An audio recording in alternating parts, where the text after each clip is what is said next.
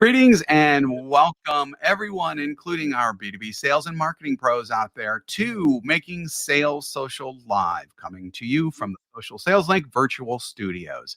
I'm Bob Woods of Social Sales Link, and I'm joined by a fellow social selling trainer, consultant, and this is just her only this part, official LinkedIn sales insider, Bryn Tillman. How you doing, Bryn? I'm good, Bob. I love that new title.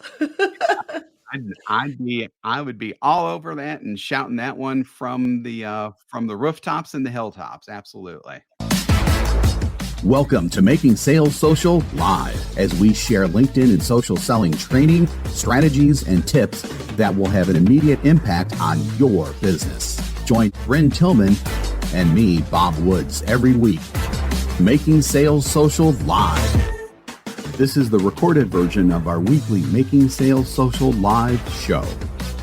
So what are we talking about today? Yeah, so we are talking about mistakes because LinkedIn remains a pivotal tool in the B2B sales space, but many sales pros still commit critical mistakes when using it. That's why we're going to take a closer look at some of the frequent missteps that are made on LinkedIn so you can navigate it and use it effectively, maximize its potential, and of course, steer clear of these common mistakes. So we're just going to get right into this sucker. Number one, we're going to talk a little bit about connection strategies and the bad connection strategies. And the one that I'm mainly thinking of, there's actually two that I'd like to talk about, but the main one is connect and then pitch. It still happens all the time on LinkedIn. And spoiler alert, it's bad. And yeah, you know what? I'd love to hear. So we are live. You can't do this if you're listening in replay, but if you are live with us, put a V in comments. We've got lots of people here live, lots and lots. Put a V in comments if you've been a victim of connect and pitch.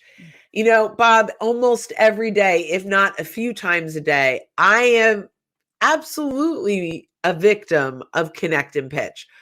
Now, the interesting thing is some people are kind enough to pitch even before I connect. So then I can delete them before I even have to deal with it, right? Like they're so blatant.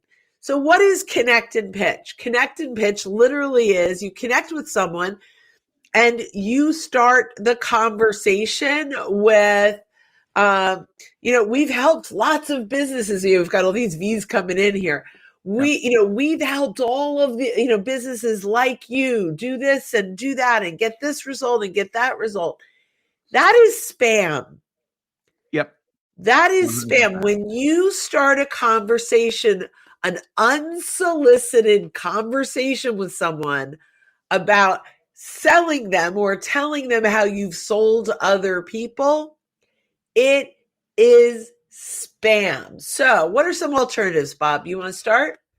Yeah. So, I mean, essentially just start building value in the mind of the person who you've just connected with. And that could be as simple as just potentially, and I do mean potentially here, potentially offering a piece of content that you have that you think might fit them, but don't just include a link or don't attach it directly. Ask permission if they want to see this. That way because even though you would have good intentions at that point, it would still be seen by the other person as spam. So definitely give them the opportunity to say, yes, I would like to see it, because at that point it's permission based and you don't have to worry about getting that spammy, scummy kind of feeling that, again, in that particular case, you weren't intending, but it still comes across like that. So and I think it's really smart to get into the other person's shoes. If I received this at this point in the relationship, and by the way, from hello, you've begun a relationship, whether it's a good one or bad one is a whole other story, right? But we've started this, right? So get in their shoes and say, if it were reversed, how would I receive this? Yep. But you said something interesting, right? Like at the right time, ask permission based if they want content. there are other ways we could do this, right? So Sure. let's say we engage with someone and we look at the content they've engaged on. Now, not everyone is engaging, so this doesn't work for everyone.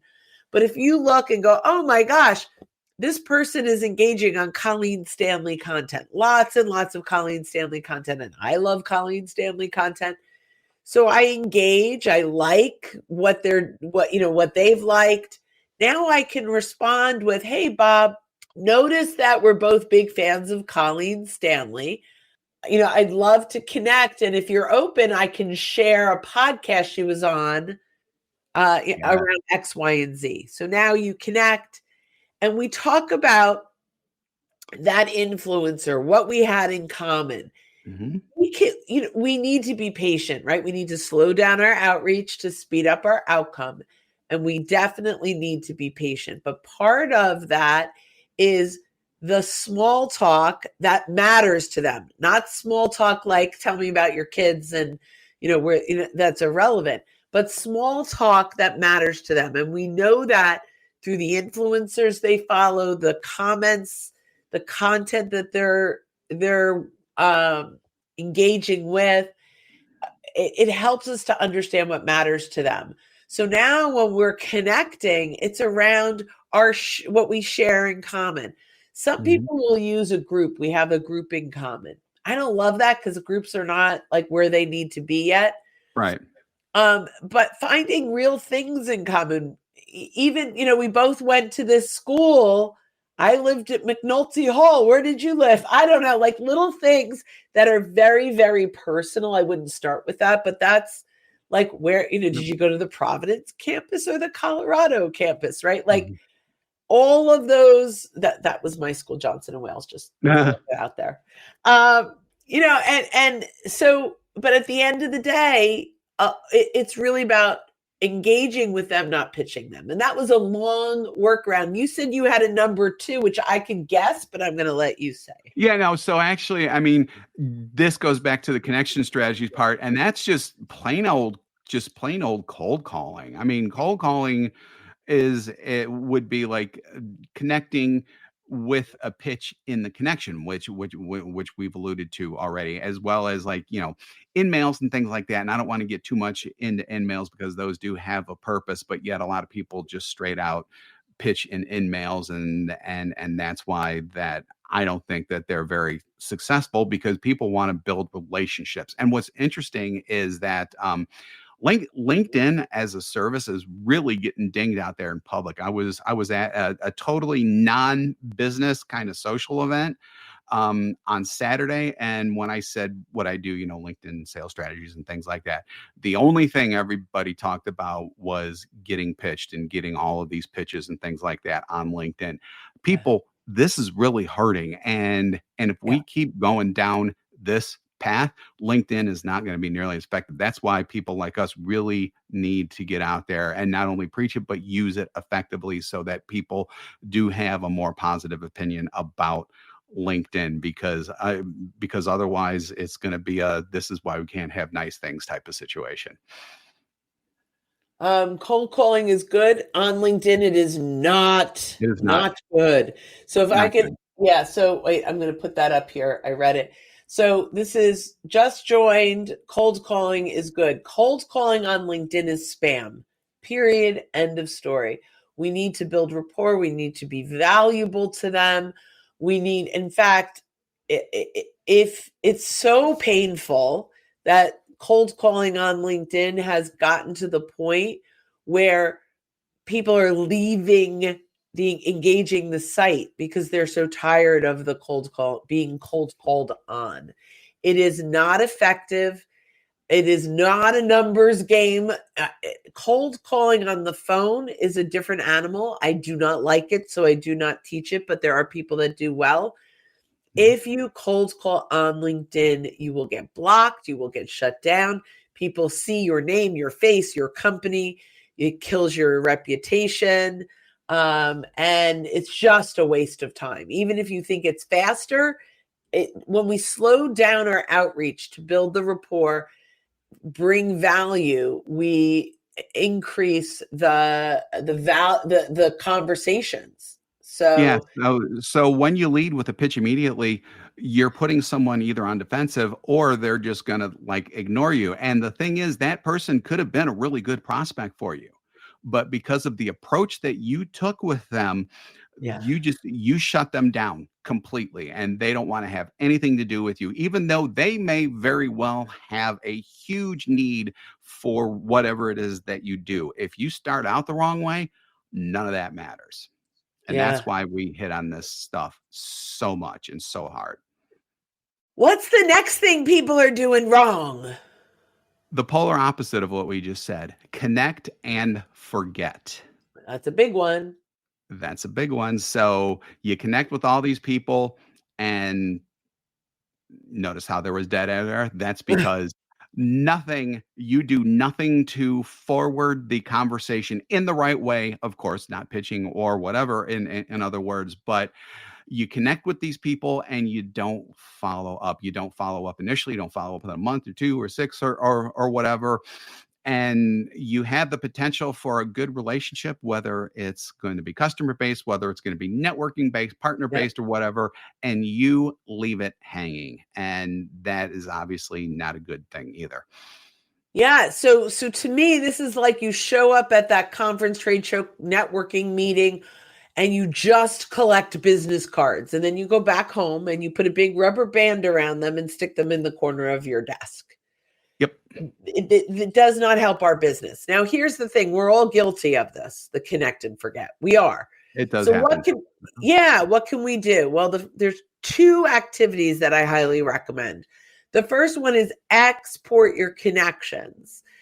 You can do that on the free LinkedIn. It's in your settings. If you have any questions around it, stick something in chat saying, how do I export? And Bob and I'll come back and we'll put a link to where you can actually go to export your connections. You'll get them in an Excel spreadsheet. They're by date, so you can go back and see who was the very first connection you ever had, which is kind of fun, and who's your newest. And then you do get it's enhanced now. So if you haven't done this in a while, I recommend it. You get first name, last name, title, company, maybe an email. There's a column for it, but they have to opt in for it. But you do get their LinkedIn URL. So right from the spreadsheet, this is new, right from the spreadsheet, you can click on that and get to their profile. So if you're not sure how you know them or where they are, it's great. So I highly recommend that you export your connections. The other thing is, even in the free LinkedIn, you can search your first degree connections. So if you sell to CEOs, you can look at your first degree CEOs. If you sell to CEOs in financial services, you can filter your first degree CEOs in financial services, and you can quickly get a list of people that you can re-engage. Now, I'm going to go back to a lot of what you said, Bob, which is like we cannot connect and pitch. We can't reconnect and pitch, right? We can't go back to these folks that we're already connected to and pitch. So what can we do to engage them? Do you want to start or should I keep going? Why don't you go ahead and keep going? Okay. So You're the first thing I highly recommend is put out a poll specifically for CEOs in financial services, right? Then you can reach out to each of them, and at the bottom of the poll, at the bottom of all your content that you personally post, there's a little paper airplane that you can click on and send into the inbox of these folks. And you can send up to 50 people blind copied at a time that says, as a CEO in financial services, I would truly appreciate your one-click vote. Once the poll closes, I'd be happy to share the insights I gleaned from you and your peers. You can send that to 50 people at a time. They can come in, right? And by the way, it's blind copied. Once you send it, says send separately, you will have 50 messages in your inbox because they all went separately. It's fabulous. So you can re-engage with them if they haven't responded or whatever it is one-on-one. LinkedIn did an excellent job with this. So that's the first thing. The second thing that I would recommend. Looking to up your LinkedIn game? The Social Sales Link team has you covered with our LinkedIn Sales Accelerator, a guided social selling program that includes training, coaching, and so much more. Visit socialsaleslink.com/in for more details. Again, that's socialsaleslink.com/in. and this is a little bit of a more of a commit. Well, no, I'll make it 3. The second is put out a post and just ask for their comments, their insights, their thoughts on the post. Very similar. And the other is something that we are highly recommending, whether it's your first degree or beyond, is create an ebook. Reach out to them, to your high level prospects, the people that you really want to build rapport and relationships with, and interview them. We do this for our podcasts. We're doing this for ebooks now, but ultimately we want to engage them based on what matters to them, which, by the way, is them. That's what matters to them. They're not actively searching our products or services. Our job is to detach from what the prospect is worth to us and attach to what we are worth to the prospect. And sometimes that starts with amplifying their voice. The sale will come when the time is right. Absolutely. Absolutely. So now let's take up number 3 on our hit list here, as they would say. Your LinkedIn profile, but it's a resume and not a resource. So this is really important, especially when you're first trying to catch someone's attention, because no matter how they see it first, they're going to see your banner, they're going to see your photo, they're also going to see your headline. So you got to have a banner that's a good banner and not just that gray blob thing that's there because you don't have a banner there. You have to have a photo that looks like you recently as well. And number 3, and this is the most important, you have to have a headline that tells who you are, how you help them, and the results that you bring and how you do that, essentially. If you have account executive at Acme Widgets Corp, they are not going to know who you are, how you help. And because you have account executive and just your, sales sounding title, that in and of itself is actually going to be a turnoff, because they're going to go, oh no, this is a salesperson who is reaching out to me. I don't want to have anything to do with this. So you really need to tune all of that stuff with what we call above the fold, which we did an episode on last week, but this is really important so that it speaks to the people who you are trying to attract. And then if you catch last week's one, we talk much more about that, as well as just the entire profile in general. But your profile has to be a resource. It has to be something that when people land on it, they learn about you and how you can help them, not just about you, how you help them, the products that you have that help them in terms that they could go, oh my God, this person's actually an expert. Maybe I should accept their connection request. Maybe I should reach out to them, that type of thing. So I would love to add to that, because I think that's great. Yeah. A really good social selling profile for someone who's in a business development role needs the similar elements to social selling content, because it is your landing page. Mm-hmm. So we need to make sure, you mentioned this, resonate. So your headline, who do you help? How do you help them? The results that you bring, easy, right? I look at this is who they help. But now, initially, we need to earn the right to get the conversation. So if we just talk about how we're going to help, let's shift the mindset a little bit and start with, instead of telling them how we're going to help them, actually help them, simply help them, bring them value, whether it's in your featured section or in your about section, where you're actually bringing insights. And I'm going to quickly go through the 5 elements that create a good social selling piece, whether it's profile or content. And I may be jumping ahead on content, but I think it's a good bridge. The number one thing we have to do is resonate with the buyer. Who do we work with, so that they go, oh, they work with me. If they don't see that right away, they're gone. They jump. Number 2, we have to create curiosity. This is where they're going to lean in and go, ooh, that's interesting. If we don't create curiosity, they jump. Number 3, we have to teach them something new. If we have a resume that just talks about all the things we've done for other people, but there's nothing innovative in that, there's nothing exciting about that, there's nothing that they didn't know before, they're going to jump. Number 4, What you just taught them needs to get them thinking differently about their current solution. They need to shift from the, ooh, that's interesting, to, ooh, I wonder how that would work in my company. I wonder how that would work with my team, right? And that's when you get number 5, which is you need to create a compelling moment. This means you need a call to action in your profile. If you're exploring, if you're challenged with, here's how you can book a call with me, or here's my phone number, this is the next step. I have you on the edge of your seat because I resonated, created curiosity, taught you something new that got you thinking differently about your current situation. And now I need to tell you what to do next, which is let's chat. So those 5 elements are critical in a profile. The call to action in content might be slightly different. It might be a call to action to engage. My call to action earlier is if you were a victim of Connect and Pitch, put a V in chat, right? That was a call to action. I know who you are. You've shown up, right? But in profile, you've got to make sure that they know what to do next once they're on their edge of the seat excited. Okay, I'm done with my little rant. It's okay.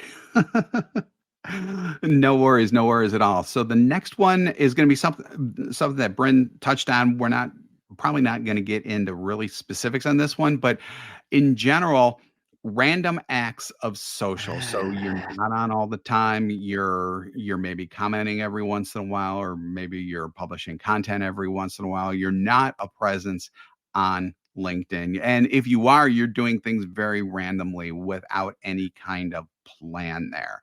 So having a plan is essential because of a couple of different things. One, it's just for your exposure out there, which is always good, and you definitely want exposure on LinkedIn. Also, especially when it comes to posting and the commenting, it also influences LinkedIn's algorithm.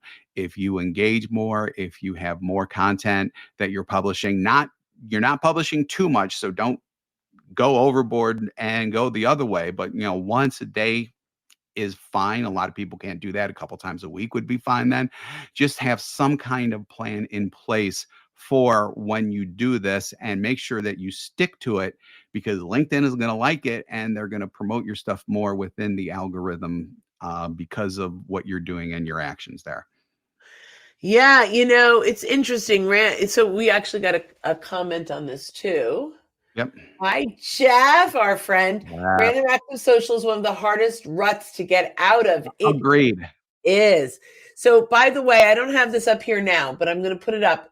There is an ebook that we have called A Day in the Life of a Social Seller. It's socialsaleslink.com/day. I'm going to put it up, but it's socialsaleslink.com/day. And it's like kind of all the things that you can do in a day/week to get out of that rut. But, putting a time aside with exactly what to do really matters. And you can't boil the ocean, right? So we need to decide, where are we going to spend our time? Now, foundationally, everyone needs step 1, get your profile where it needs to be. If you need help, reach out to Bob. But you need to get your profile positioned to be that subject matter expert, because that profile's job is to help you convert from a lurker to an engager, help you to convert to conversations. Really important. But then you have to decide, do I want to go down the client? Do I have lots of clients and deep relationships and I want to start down the referral path? Am I looking to get myself out there as a thought leader and build a following path? Am I looking, there's so many different paths to go down. Do I want to leverage an influencer and their network to start conversations? So figuring out which path, I'm going to say, that will make you happy, because they all convert. So find the one that's fun, that you enjoy doing, and create like a little campaign for yourself. And if you don't know how to do that, I'm throwing out all these links today. Once a month, we open up our coaching to the world. So go to socialsaleslink.com/events and we are happy to help you. It's free once a month, but we're happy to help you kind of craft that game plan. Yeah. And by the way, our next Be Our Guest session, and this is just going to be for the live people, because for the podcast people, this will already be past. But Thursday the 19th is our next. So this Thursday is our next Be Our Guest. Okay. And by the way, we have one a month. So socialsaleslink.com/events, whenever you're listening, there's another one coming. So there's great. Always another one coming. So take people behind the scenes, give them the insights they can't get from Googling, and tell them how your expertise can help. Seems so simple until you have to serialize the content. So I'm just stretch it out among posts. Yeah. Yeah. So we have an amazing system, but what I would say is start capturing your genius on Zoom and use your transcript, a little bit of ChatGPT, a little bit of Canva. And it's amazing how far a 5-minute rant on social can create an enormous amount of content for you. And also along those lines, listen to yourself. And this, whether you're taking and turning around a Zoom recording or you're just recording yourself on your phone or whatever, listen to your conversations that you have with clients, and don't use the actual audio and things like that. But a lot of times you'll say things and you'll be like, oh, that would make a really good post. And then you forget about it. Capture it and then use those for posts too. It's interesting. When I'm walking my dog or I'm out and about, even sometimes when I'm driving, I have voice to text on my little notepad that, by the way, syncs to my computer. So if I have an idea or something, I just voice to text it. And then when I'm like, hey, I'm looking for content, I'll go back and look at some of the things that I talked about. Nice. Very nice. Very nice. So we have one more. We're going to crank through this one really, really quick. And that's a big mistake a lot of people use. You have a connection base. You have first-degree connections. If you're not using those connections for referrals, what are you doing on LinkedIn? So so that's another connect and forget-ish thing, another right? Connect and forget-ish, yeah. It's adjacent, definitely, but yep. Yeah. So how do we revive those relationships? We kind of talked a little bit about it with, putting out posts and putting out, but we definitely want to nurture. And some of the people we want to nurture may not necessarily be people that we want conversations with. So there are other ways that we can nurture them. And sometimes they're just valuable people in my network, the head of the Chamber of Commerce, or someone that may have given you a lead years ago, or someone you just haven't talked to in a while. The best thing you could do is go on your mobile, click on their profile, click message, and send them a personal video that just says you've been thinking about them, came up, wondered how they're doing, and that personal video to someone that you connected with a long time ago that you've been ignoring. It's a great way to just nurture them and give good vibes. Exactly. And just to piggyback on also what you said, in my network, if you go down to the My Network tab, there's celebrations now, and you can hop in there and see who has birthdays, who's been promoted. These are other opportunities to nurture your connections. Yeah, exactly. Especially because there's only first-degree connections that go into that. So yeah, that's a great way to do that. So we're going to wrap up on that one. Thank you again for joining us on Making Sales Social Live. If you're with us live on LinkedIn, YouTube, Facebook, or X, formerly known as Twitter right now, we do this every week, so keep an eye out for our live sessions. If you're listening to us on our podcast, therefore it's recorded, and you haven't subscribed already, go ahead and hit that subscribe or follow button to access all of our previous shows and be alerted when new ones drop. If you'd like more information on our podcast, it's very simple, socialsaleslink.com/podcast. So when you are out and about, be sure to make your sales social. Don't miss an episode. Visit socialsaleslink.com/podcast. Leave a review down below. Tell us what you think, what you learned, and what you want to hear from us next. Register for free resources at linkedinlibrary.com. You can also listen to us on Apple Podcasts, Spotify, and Google Play. Visit our website, socialsaleslink.com, for more information.